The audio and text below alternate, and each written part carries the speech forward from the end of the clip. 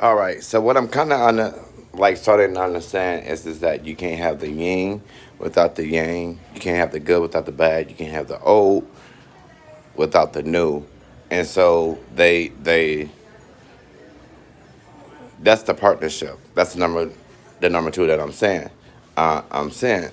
And so if you are experiencing like part of the shift right now that's going on is like this up and down, or like these periods or like moments of like insanity. Just know that on the other side of that is peace. Know that like things have to like work itself out and out of the way to make room for the new, to make room for its replacement. So if you got insanity, just know that there's peace on the other side, and depending on what level of just chaos or insanity or those things is actually, in a sense, it's just reconfirming that you learned those lessons that you were supposed to in that last phase, that last period, before you can embrace and enjoy the peace that comes when it comes to that better job, when it comes to that better home, when it comes to that better mindset, just period, is that things has things has to happen, or certain things have to take place in order for you to not only get the lessons but to step into what's coming after that. And so just know, I can use my own story as an example, that here at work and just so many things that's going on, or just at home there's so many things going on, and the finances there's so many things that's going on or whatever. But just know that after this phase is over with, on an even more higher plane or bigger plane, that the wealth, the abundance, of prosperity, all of those things are coming, because again, you can't have one without the other, and that's the duality of it all. And so now it makes sense on constantly saying those number twos. And then also in the same breath, like saying that number four, which fours represent balance. Four represents foundation. Four represents that, okay, you learned the lessons, you're gathering all of the lessons and everything that you learned from this last chapter in order for you to move forward, to have that joy that comes from number five. And so I want to jump ahead, because one of the other numbers that I'm saying is number nine. So you take all of those lessons, you understand and have an awareness of what you learned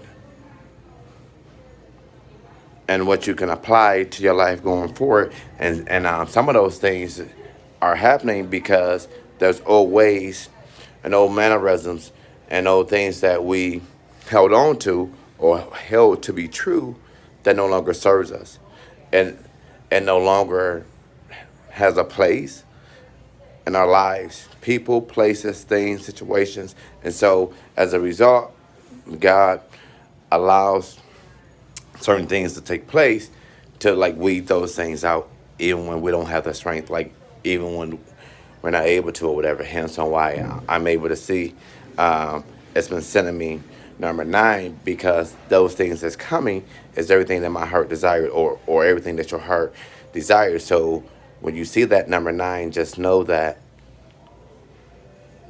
we have to complete it, and we have to gain understanding, and we have to have that awareness.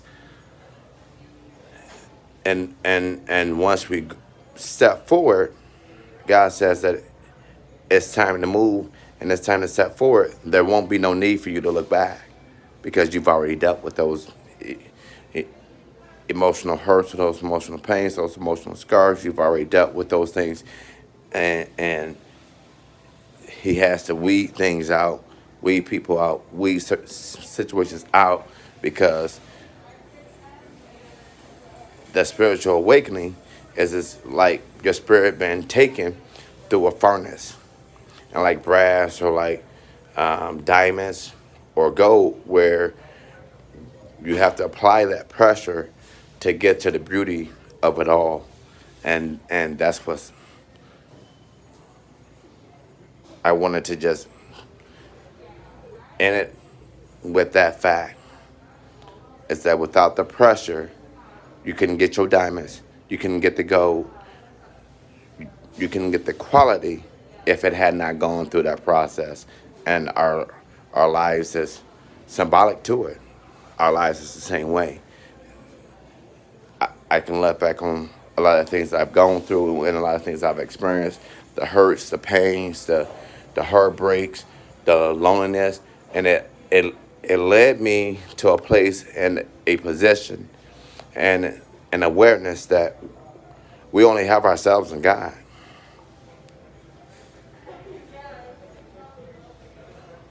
We only have ourselves and God when it's all done and over with. And so he he hears everything that we say.